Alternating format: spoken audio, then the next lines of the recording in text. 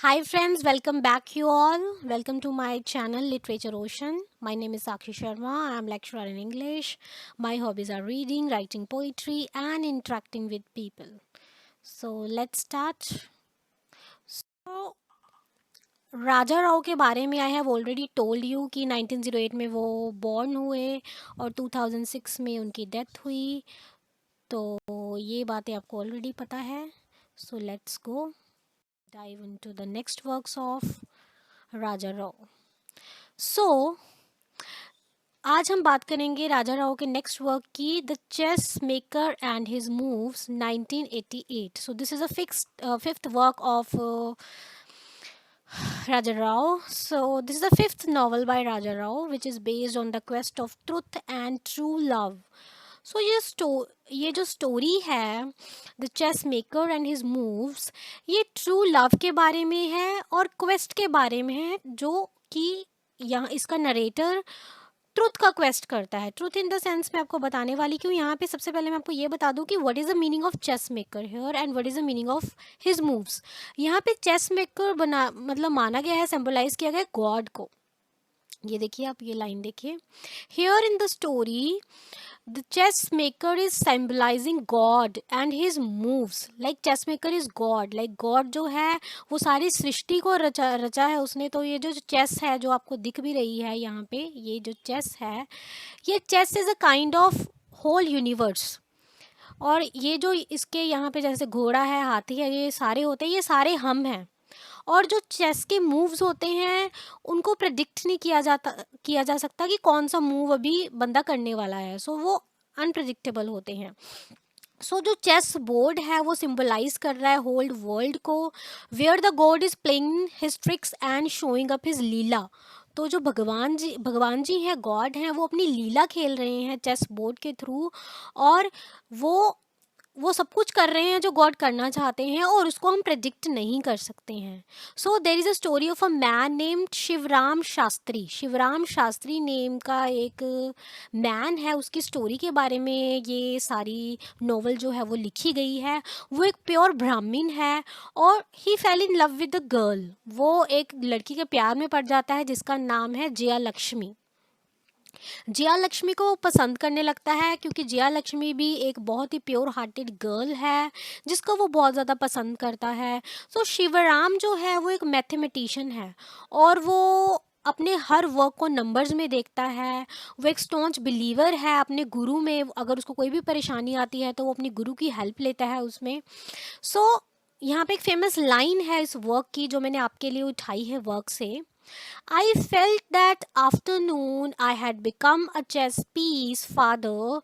Oh, Father, Father, my progenitor, bless me and do not, I beg you, I beg of you, leave me alone. I am lost, totally lost. So, Shivram क्या कह रहा है कि मैं chess piece बन गया हूँ God का. फादर मीन्स वो अपने गुरु को कह रहा है कि मैं चेस पीस बन गया हूँ जिसको कभी भी कहीं से भी खेला जा रहा है, और प्लीज़ मुझे ब्लेस करो. मैं आपके बेग करता हूँ आपको, मुझे अकेला छोड़ दो. मैं खो चुका हूँ. I am lost, totally lost. तो वो अपने गुरु की हेल्प मांग रहा है कि प्लीज़ उसको रास्ता दिखाया जाए. सो जो स्टोरी है ये सारी ये सेल्फ क्वेस्ट के ऊपर है. और and chess maker of our lives. तो चेस मेकर कौन है? गॉड हैं. और गॉड का कोई भी मूव हम प्रिडिक्ट नहीं कर सकते कब गॉड कौन सा मूव खेलेगा. तो जो शिवराम शास्त्री है वो क्वेस्ट कर रहा है अपनी ज़िंदगी का, अपनी लाइफ का, कि कैसे वो उस लड़की से शादी करे, जया लक्ष्मी से, with whom he fell in love. सो वो एट लास्ट क्या करता है, अपने गुरु के पास जाता है, उससे हेल्प मांगता है. So this is the story about the chess maker and his moves. बस आप इसमें इसके कैरेक्टर्स कर लीजिए, शिवराम शास्त्री, जया लक्ष्मी, और मेन लाइन थी वो मैंने आपके लिए उठा ली है. So this is the story of chess maker. चलिए आगे बढ़ते हैं. सो नेक्स्ट स्टोरी जो आपकी है वो है the great Indian way, a life of Mahatma Gandhi 1998. So ये मैंने कवर पेज भी लिया है इसका. देखिए, मैं आपको सच बताना चाहती हूँ कि कल की वीडियो में ना कवर पेज मैंने गलत ले लिया. आर के नारायण का कवर पेज ले लिया, महात्मा वाला. वेटिंग फॉर महात्मा गांधी जी वाला जो आर के नारायण का वर्क है, उसका रियल कवर पेज ये है। Sorry for the mistake which I have committed, so please आप इसको देख लीजिएगा, ये है उसका असली कवर पेज इसका जो हम आज डिस्कस करने वाले हैं। सो राजा राव ने गांधी जी के लिए एक बात कही है, without Gandhi, wrote Raja Rao once, there can be no world of tomorrow.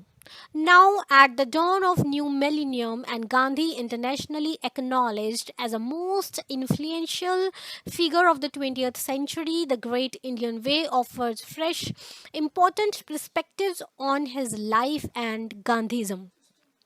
सो गांधी जी की प्रेस करते हुए राजा राव जी ये लिखते हैं, और जो ये बुक है जिसके बारे में आज हम बात करने वाले हैं, इस बुक में महात्मा गांधी की साउथ अफ्रीका की लाइफ के बारे में मेनली बात की गई है। मेन कंसर्न साउथ अफ्रीका में जो उनकी जर्नी थी उसी के ऊपर बेस्ड है ये book. In South Africa Gandhi ji showed the right path to the people. Gandhi ji ने लोगों को काफ़ी अच्छे अच्छे रास्ते दिखाए जिसके थ्रू, नॉन वायलेंस के थ्रू कैसे हम अपने एम को अचीव कर सकते हैं। और जो mass strike by Indian coal miners in Newcastle against the move to hold Indian marriages invalid. So ये मेन पॉइंट है जिसके बारे में स्टोरी में बात की गई है। तो मेनली जब before the arrival of Gandhi ji in India, the path of his arrival was already framed. So Gandhi ji के इंडिया में आने से पहले ही पाथ तैयार हो गया था। गांधी जी के लिए पहले ही पाथ तैयार हो गया था कि कैसे उन्होंने इंडिया में अपने पैर जमाने हैं। सो गांधी जी पहले ही बहुत फेमस हो गए थे इंडिया में आने से पहले साउथ अफ्रीका से। So this is about the great Indian way life Mahatma Gandhi 1998। So ये बताया गया है कि गांधी जी ने कैसे कैसे साउथ अफ्रीका में लोगों की हेल्प की एंड एट लास्ट वो इंडिया आए। बस यही स्टोरी है छोटी सी, बस इतना ही आपको करने की ज़रूरत है, इतना ही जानने की ज़रूरत है। चलिए हम पहुंच गए हैं अपने नेक्स्ट वर्क की ओर, 5 इंडियन मास्टर्स पब्लिश इन 2003। ये भी बहुत इंपॉर्टेंट है। देखिए बहुत इंपॉर्टेंट मैं इसलिए कह रही हूँ बिकॉज कई बार ये क्वेश्चन आपको पूछा जा सकता है कि जो इंडियन मास्टर्स की राजा राव के वर्क्स में बात की गई है 5 इंडियन मास्टर्स की, उनमें 5 इंडियन मास्टर्स कौन कौन से हैं। ये 5 के 5 मैंने आपको दे दिए हैं, you can check here. Raja Rao, Premchand, Rabindranath Tagore, doctor Mulk Raj Anand and Khushwant Singh. इन 5 के 5 राइटर्स की बात इस बुक में की गई है। सॉरी यहाँ पे ऐसा आएगा, सी है जहाँ पे। So though not necessarily representative of the authors complete works, the stories have been carefully chosen to showcase their versatility and skill as story tellers. मतलब सब कुछ नहीं बताया गया इन सभी राइटर्स के बारे में कि एक पर्टिकुलर राइटर ने क्या किया क्या नहीं किया, बट मेन उनके वर्क्स के बारे में बात की गई है। अगर आपको इंटरेस्ट है तो आप इस नॉवल को पढ़ सकते हो, बट आपके एग्ज़ाम पॉइंट ऑफ व्यू से आपको सिर्फ यही जानने की ज़रूरत है कि ये 5 राइटर्स कौन कौन से हैं जिसके बारे में 5 इंडियन मास्टर्स में बात की गई है।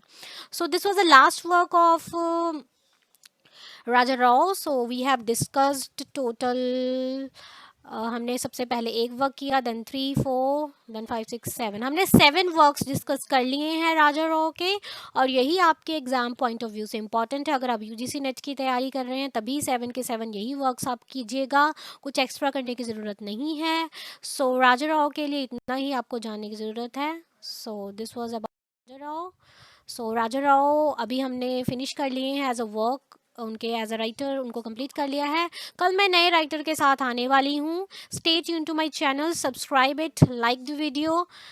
सो thank you all, we will meet tomorrow, bye bye, take care.